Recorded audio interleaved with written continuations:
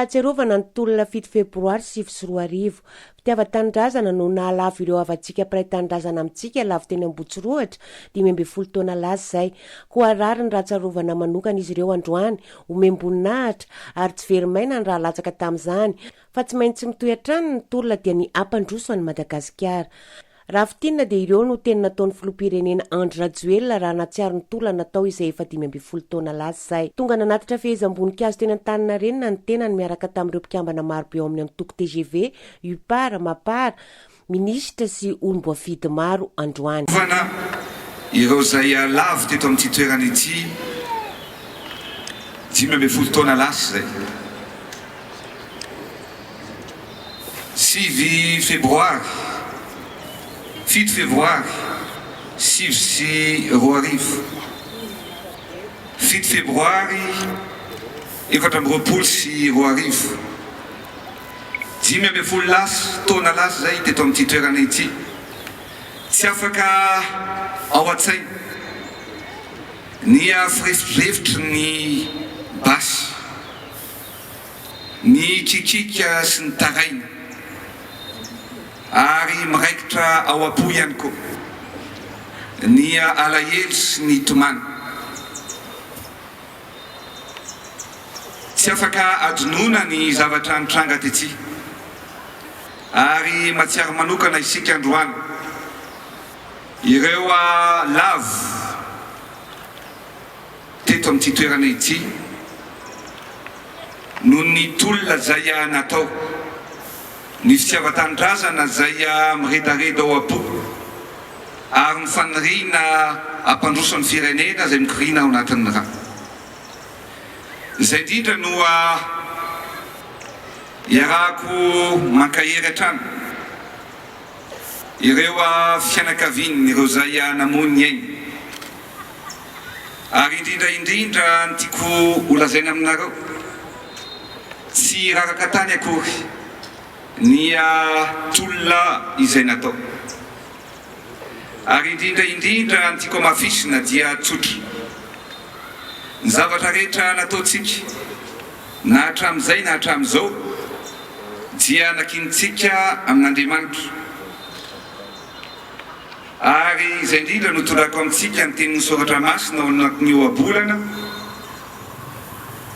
izay milaza ny hoe akino amin'ny tompo, amin'ny Jehova ny asanao dia ho tanteraka ny fikasanao.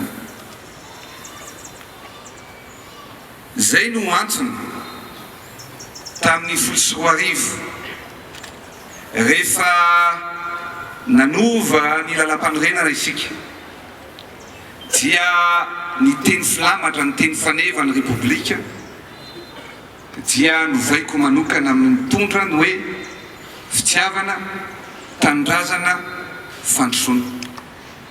Satria ny fitiavan-tanindrazana no mitondra ny fandrosoana eto amin'ity firenena malalantsika ity. Ary ao anatin'izany finoana izany no nametrahantsika lalantsika sy ny zavatra rehetra hoentsika mpandroso an'ity firenena ity. Rehefa kinina amin'ny tompo, rehefa kinina amin'ny Jehova ny zavatra rehetra dia ho lavorary sy ho tanteraka ny asa rehetra izay ho ataontsika.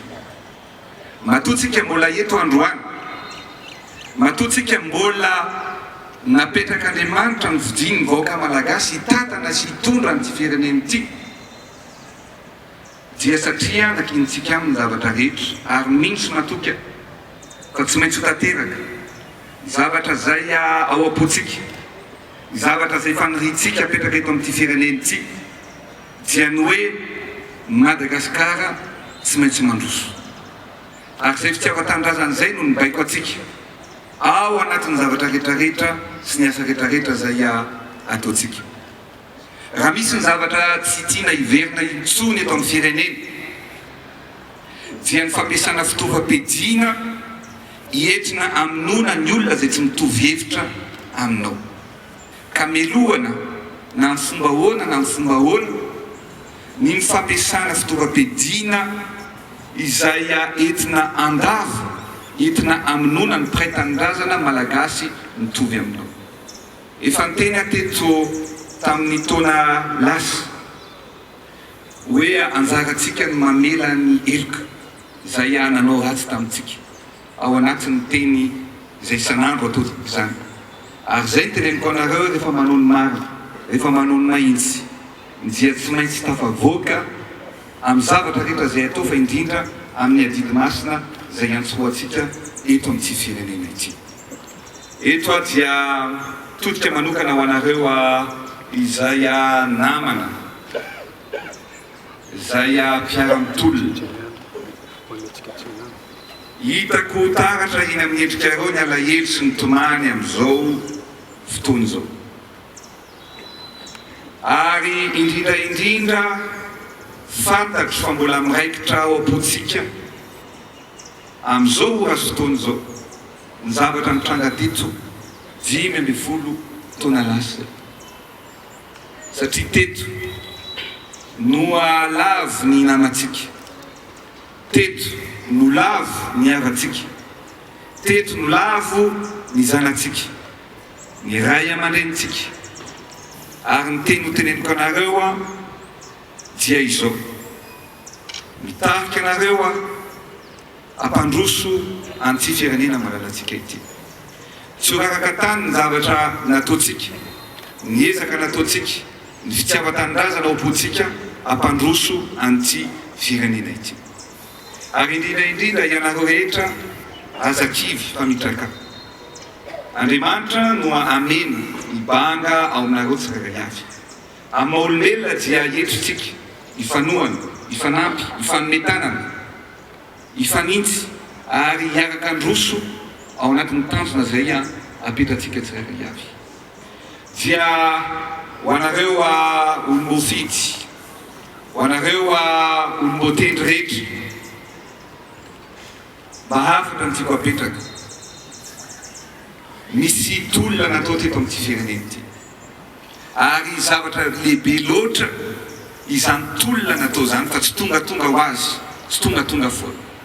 Ka zay indrindra no mila fifandraisan-tanana, fanomezan-tanana mba hijerevana ny tombotsoany be sy ny maro ao anatin'ny adidy sy andraikitra izay iantsoantsika tsirairay avy.